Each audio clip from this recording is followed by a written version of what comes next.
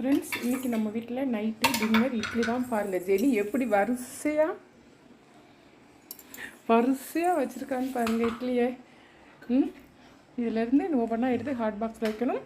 அடுத்து என்ன பண்ணுறதுன்னு பார்க்கலாம். இது கூட பார்த்தீங்கன்னா பாத்திரங்கள் பேர் ஜெனி அங்கே இட்லி எடுத்துகிட்ருக்குறா. இன்றைக்கி வந்து பார்த்திங்கன்னா தாமிரபரணி தண்ணி வந்து நம்ம நிறைய எடுத்துகிட்டு வந்து வச்சாச்சு. பாருங்கள், எல்லா குடங்களும் ஃபில்லப் பண்ணி வச்சாச்சு.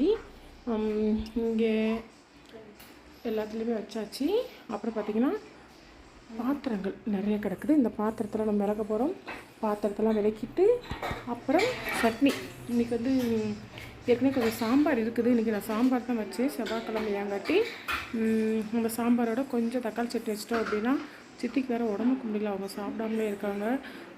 டாக்டர் சொன்னாங்க இட்லி தான் கொடுங்க, இட்லி இல்லைன்னா கஞ்சி கொடுங்கனாங்க. நைட் நேரமாக காட்டி என் பொண்ணும் இட்லினா அவள் வேறு முறைப்பான், அவளுக்கு மட்டும் தோசை ஊற்றிக்கலாம் அப்படின்னு சொல்லி சொல்லிட்டா. நம்மளும் இட்லி சாப்பிட்டுக்கலாங்க்கா அப்படின்ட்டு. அதனால் சித்திக்காண்டி தான் எனக்கு இட்லியே பண்ணேன். சித்திக்கு இட்லி கொடுத்துட்டு என் பொண்ணுக்கு மட்டும் 2 தோசை. அடுத்து நான் என்ன பண்ணுறேன் அப்படிங்கிறத அடுத்த வீடியோவில் பார்க்கலாம். ஃப்ரெண்ட்ஸ், மணி 9:10 ஆச்சு. இன்னும் நம்ம வந்து இன்னும் சாப்பிடல. என்ன பண்ணியிருக்கோன்னு பார்த்தீங்கன்னா சட்னி வதக்கி வந்து வச்சாச்சு.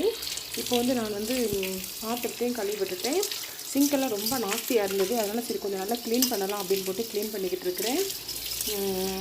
அப்புறம் காலையில் வந்து நாளைக்கு வந்து முட்டை குழம்பு வைக்கலாம் அப்படின்றாங்க. இது வந்து பார்த்திங்கன்னா வான்கோழி முட்டை.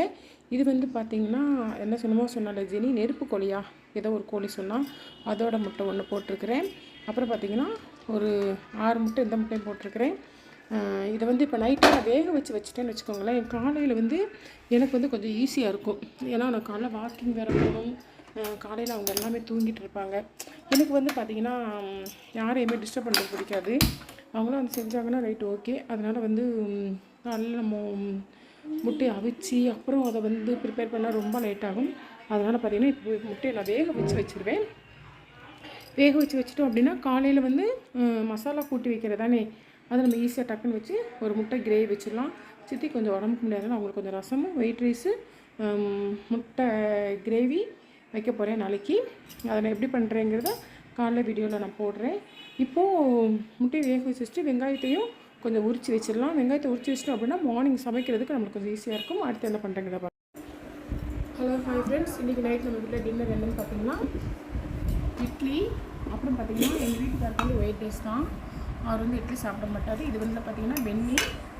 இதில் வந்து பார்த்திங்கன்னா தக்காளி சட்னி, இது கொஞ்சம் தேங்காய் சட்னி இருக்குது. இதில் வந்து பார்த்திங்கன்னா சாம்பார் உட்காருது. இதுதான் வந்து இன்றைக்கி எங்கள் வீட்டில் நைட் டின்னரு.